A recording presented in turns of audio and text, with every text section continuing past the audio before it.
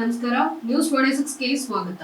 ವಿಜಯಪುರ ಜಿಲ್ಲೆಯ ತಾಳಿಕೋಟೆ ತಾಲೂಕಿನಲ್ಲಿ ರಾಜ್ಯಾದ್ಯಂತ ನಡೆಯುವ ಆನೆಕಾಲು ರೋಗ ತಡೆಗಟ್ಟಲು ಸರ್ಕಾರಿ ವೈದ್ಯರೊಂದಿಗೆ ಕೈಜೋಡಿಸಿದ ಪ್ರೈವೇಟ್ ವೈದ್ಯರು. ಆನೆಕಾಲು ರೋಗದ ಗುಳಿಗೆಗಳನ್ನ ಮಕ್ಕಳಿಂದ ಹಿಡಿದು ವೃದ್ಧರಿಗೆ ಪ್ರತಿಯೊಬ್ಬರು ತೆಗೆದುಕೊಳ್ಳಬೇಕು. ಇದರಿಂದ ಯಾವುದೇ ಅಡ್ಡ ಪರಿಣಾಮ ಇರುವುದಿಲ್ಲ. ಈ ಗುಳಿಗೆ ಮುಂದೆ ಬರುವ ಆನೆಕಾಲು ರೋಗವನ್ನ ತಡೆಗಟ್ಟುತ್ತದೆ. ಭಾರತದಲ್ಲಿ ಅನೇಕರು ಆನೆಕಾಲು ರೋಗಕ್ಕೆ ತುತ್ತಾಗ್ತಿದ್ದಾರೆ. ಆದುದರಿಂದ ನಾವೆಲ್ಲರೂ ಸೇರಿ ಆನೆಕಾಲು ಗುಳಿಗೆಗಳನ್ನ ಸೇವಿಸೋಣ, ಆನೆಕಾಲು ರೋಗ ತಡೆಗಟ್ಟೋಣ ಅಂತ ತಾಳಿಕೋಟೆ ತಾಲೂಕು ದಂಡಾಧಿಕಾರಿಗಳಾದ ಕೀರ್ತಿ ಚಾಲಕ್ ಮತ್ತು ತಾಲೂಕು ವೈದ್ಯಾಧಿಕಾರಿಗಳು ಪಟ್ಟಣದಲ್ಲಿರುವ ಅನೇಕ ಕ್ಲಿನಿಕ್ಗೆ ಬರುವ ರೋಗಿಗಳಿಗೆ ಆನೆಕಾಲು ರೋಗದ ಬಗ್ಗೆ ಜಾಗೃತಿಯನ್ನ ಮೂಡಿಸಿದ್ರು. ಪಟ್ಟಣದ ಖ್ಯಾತ ವೈದ್ಯರಾದ ಡಾಕ್ಟರ್ RM ಕೊಳ್ಳ್ಯಾಳ ಮತ್ತು ಡಾಕ್ಟರ್ ಚಿತ್ತರಗಿ ಇವರೆಲ್ಲರೂ ಸರ್ಕಾರಿ ವೈದ್ಯರೊಂದಿಗೆ ಕೈ ಜೋಡಿಸಿ ಮುಂದೆ ಬರುವ ಆನೆಕಾಲು ರೋಗಕ್ಕೆ ನಾವು ಜಾಗೃತಿಯಿಂದ ಇರಬೇಕು ಮತ್ತು ಆರೋಗ್ಯವಂತರಾಗಿರಬೇಕಾದ್ರೆ ವೈದ್ಯರ ಸಲಹೆಗಳನ್ನ ಪಡೆಯಬೇಕೆಂದು ತಾಲೂಕಿನಲ್ಲಿ ಆನೆಕಾಲು ರೋಗ ತಡೆಗಟ್ಟಲು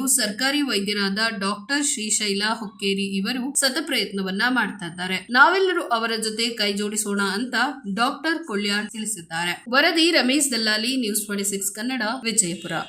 ಎಲ್ಲರಿಗೂ ನಮಸ್ಕಾರ. ನಾನು ಡಾಕ್ಟರ್ ಗುರು ಚಿತ್ತರಗಿ ಮಾತಾಡುತ್ತಿರೋದು.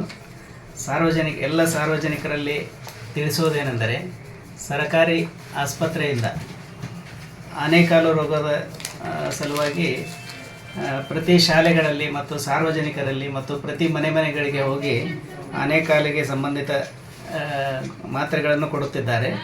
ಆ ಮಾತ್ರೆಗಳನ್ನು ಯಾವುದೇ ಭಯವಿಲ್ಲದೆ ಎಲ್ಲರೂ ಅದನ್ನು ನುಂಗಬೇಕಾಗಿ ವಿನಂತಿ. ಏಕೆಂದರೆ ಆನೆಕಾಲು ಬಾವು ಬರೋದರಿಂದ ಮುಂದಿನ ತೊಂದರೆ ಆಗುವುದನ್ನು ತಡೆಗಟ್ಟುವುದಕ್ಕೋಸ್ಕರ ಅದನ್ನು ಮಾಡುತ್ತಿದ್ದಾರೆ. ಇದನ್ನು ಎಲ್ಲರೂ ಸಹಕರಿಸಬೇಕಾಗಿ ವಿನಂತಿ. ರೋಗಗಳು ಬಂದೈತಿಲ್ಲ. ನಮ್ಮ ತಾಳಿಕೋಟೆಯಲ್ಲಿ ಬಹಳ ಜನ ರೋಗಿಗಳಿದ್ದಾರೆ. ಆನೆಕಾಲ ಇದು ಗೊತ್ತಾಗೋದಿಲ್ಲ. ಅವ್ರ ಹೆಸರು ಹೇಳಕ್ಕೂ ನಮ್ಗೆ ಆಗೋದಿಲ್ಲ. ಯಾಕಂದ್ರೆ ಹೆಸರು ಹೇಳಕ್ಕೆ ಪರ್ಮಿಷನ್ ಇಲ್ಲ. ಆನೆಕಾಲ ತಡೆಗಟ್ಟಬೇಕು ಅಂತಂದ್ರೆ ನಮ್ಮ ಶಿವಾಜಿ ಮಹಾರಾಜರು ಯುದ್ಧ ಮಾಡಿ ಗೆದ್ದು ಅವ್ರು ಏನು ಮಾಡಿದ್ರಲ್ಲ ಅಷ್ಟು ಬೇಡ.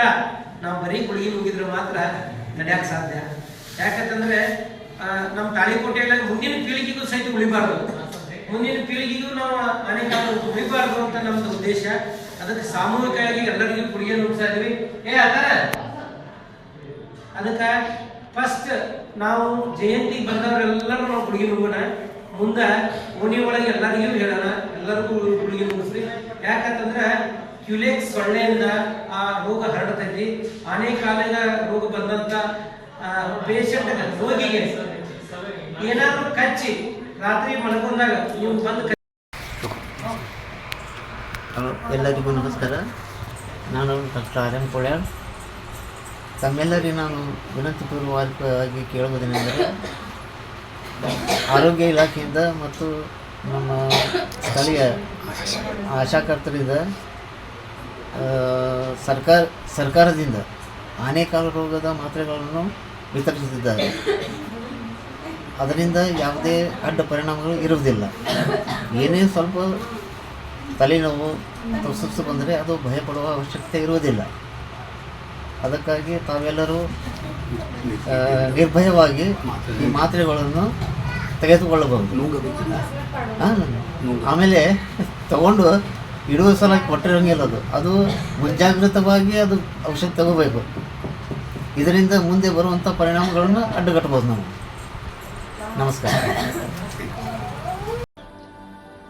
ನಮಸ್ಕಾರ. ನಾನು ಡಾಕ್ಟರ್ ಸತೀಶ್ ತಿವಾರಿ, ತಾಲೂಕು ಆರೋಗ್ಯಾಧಿಕಾರಿಗಳು, ಮುದ್ದೇಬೇಳ ಹಾಗೂ ತಾಳಿಕೋಟೆ.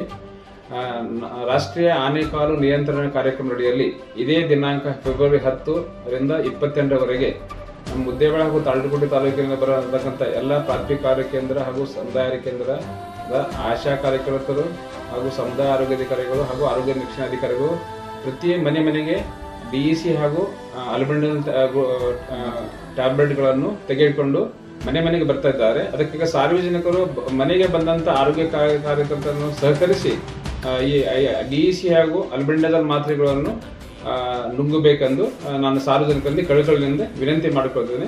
ಇದರಿಂದ ನಾವು ಈ ನಮ್ಮ ಕರ್ನಾಟಕವನ್ನು ಆನೆಕಾಲು ಮುಕ್ತ ಕರ್ನಾಟಕ ಮಾಡುವುದೆಂದು ವಿನಂತಿಸ್ತೇನೆ. ಧನ್ಯವಾದಗಳು. ಎಲ್ಲರಿಗೂ ನಮಸ್ಕಾರ.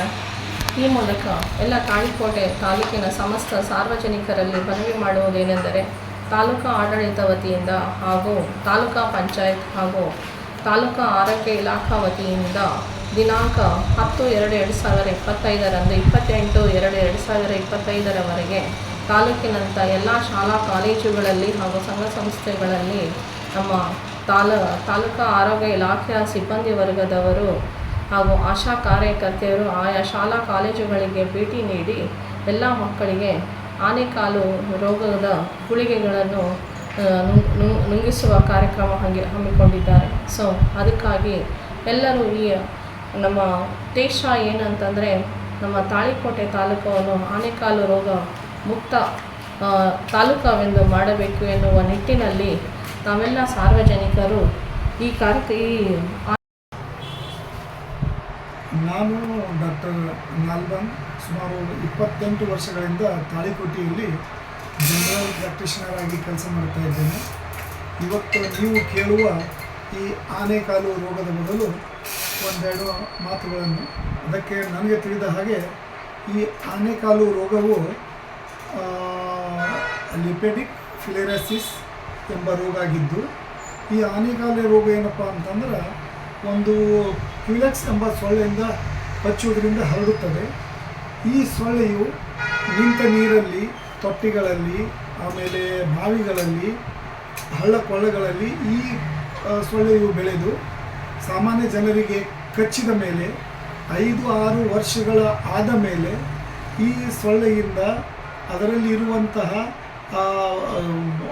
ರೋಗಾಣು ಮನುಷ್ಯನ ದೇಹದಲ್ಲಿ, ಅಂದರೆ ಕೈ, ಕಾಲು. ಇದಾಗಿತ್ತು ಲೇಟೆಸ್ಟ್ ಅಪ್ಡೇಟ್ಸ್. ಇನ್ನಷ್ಟು ಸುದ್ದಿಗಾಗಿ ನೋಡ್ತಾ ಇರಿ News 26 ಕನ್ನಡ.